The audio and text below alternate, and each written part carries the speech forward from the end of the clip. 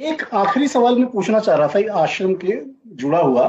आप कभी किसी वास्तविक आश्रम में गए हैं बचपन में या जवानी में या कहीं? नहीं, हम कहीं नहीं गए।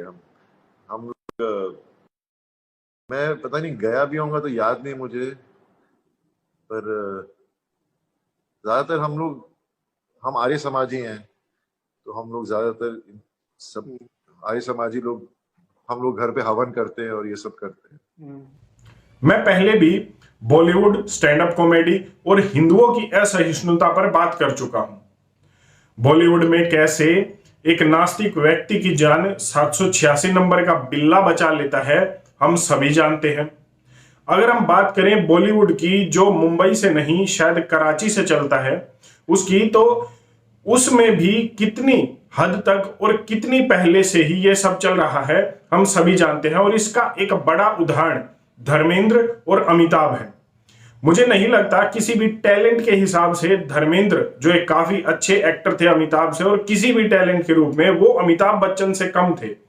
लेकिन अगर आप देखें अमिताभ बच्चन को जो मुकाम मिला वो शायद धर्मेंद्र को नहीं मिला, और धर्मेंद्र जी ने जो भी पाया वो अपनी मेहनत से पाया। हाँ, बॉलीवुड में आज भी और पहले भी अगर मुकाम हासिल करना है, अगर बड़ा हीरो बनना है, अगर कोई महानायक बनना है, तो एक दो चीजें होना बहुत जरूरी है। एक्टिंग करनी आती हो या ना आती हो वो अलग बात है, लेकिन उससे भी ज्यादा जरूरी है कि व्यक्ति का कोई धर्म नहीं होना चाहिए, वो तथाकथित सेकुलर होना चाहिए, और एक और सबसे बड़ी बात, वो हिंदुओं की भावनाओं को आहत करने में कोई भी शर्म या हिचक उसे नहीं होनी चाहिए। तो वो सदी का महानायक अपने आप बन जाएगा इस तथाकथित बॉलीवुड या कराचीवुड में। मुझे लगता है ये एकमात्र कारण था धर्मेंद्र जी के इस महानायक के मुकाम तक न पहुंचने का, क्योंकि बहुत कम लोग जानते हैं कि धर्मेंद्र और उनका परिवार कभी से ही आर्य समाजी वैदिक विचारधारा रखता है, और ये एक बहुत बड़ा कारण है उनको उस उपलब्धि तक न पहुंचाने का।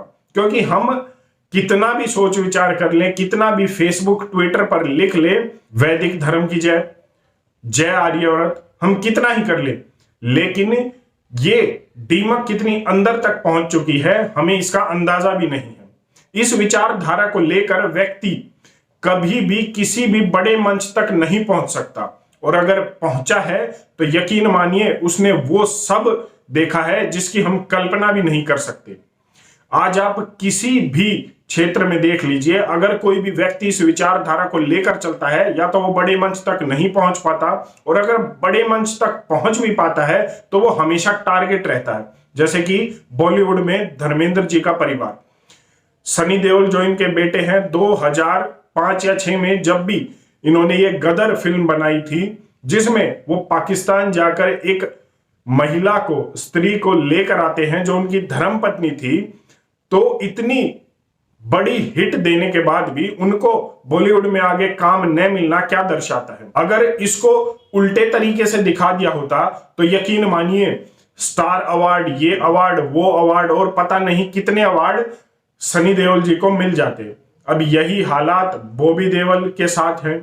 उन्होंने अब एक इंटरव्यू में साफ कह दिया है कि वो आर्य वैदिक विचारधारा रखते हैं, आर्य समाज से हैं, और वो अपने घर पर हवन जो है रेगुलर करते हैं। लेकिन यकीन मानिए इसको न तो कहीं प्रोजेक्ट किया जाएगा, न इस खबर को कहीं दिखाया जाएगा, और धीरे धीरे चाहे वो कितना ही अच्छा काम कर ले अपने क्षेत्र में, उनको कभी भी वो उपलब्धि नहीं मिलेगी जो तथाकथित सेकुलरों को मिलेगी और एंटी हिंदुओं को मिलेगी, जैसे खान लॉबी। इसके साथ साथ मैं एक और बात कहना चाहूंगा कि इस विचारधारा के व्यक्ति जैसे धर्मेंद्र जी का परिवार है या स्वामी रामदेव जी हैं, आप इनको किसी भी तरीके से कोई भी गाली दे दीजिए, लेकिन अगर आप सही मायने में आर्य विचारधारा रखते हैं, आप वैदिक विचारधारा रखते हैं, अगर आप अपने अहम भाव को, और कोई भी अगर आपका राजनीतिक दृष्टिकोण नहीं है, तो बिना उसके सोचिए कि इन व्यक्तियों ने कितनी मेहनत की होगी।